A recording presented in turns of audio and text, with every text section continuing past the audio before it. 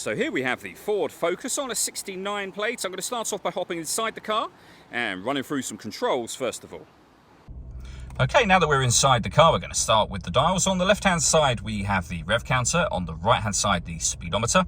In the middle, you can see the total miles for the car. They are 32,209. Below that, we have a digital readout for the speedometer. You can change that information.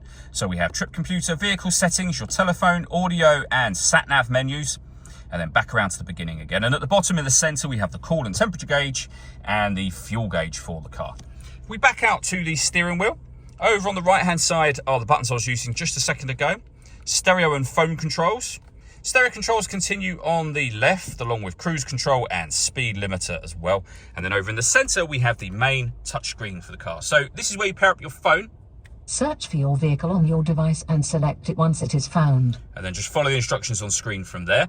We have our satellite navigation. As you can see, we've done a full video that shows how the sat-nav works. And you can find that on our website and on our YouTube channel as well. Audio-wise, we've got AM, FM and DAB radio, Bluetooth audio so you can stream your music wirelessly. We also have USB inputs as well, so if you plug devices in there, they will come up on that screen as further options for you. Working our way down, we have the main volume for the stereo. We then have the air conditioning, so you can adjust the fan speed, the temperature of course, the direction the air is being distributed in. The air conditioning is off at the minute. So that's on, same button to turn it off again. You can recirculate the air that's in the car. That's a great way of heating it up or cooling it down quickly in here. Depends on the temperature you've put on this dial here, of course. We have a heated front and rear screen as well.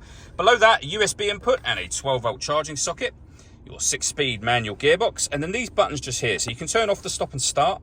This car is designed to cut out when it's stationary in traffic to save you fuel. That system is off when that light shows. You can turn off your traction control. And this button changes the driving setup of the car from normal to eco or sport. All that leaves me to say is thank you for taking the time to watch this video. If you'd like to come and see the car in person and have a test drive, please feel free to call either of our MJA sites. We'd love to hear from you soon.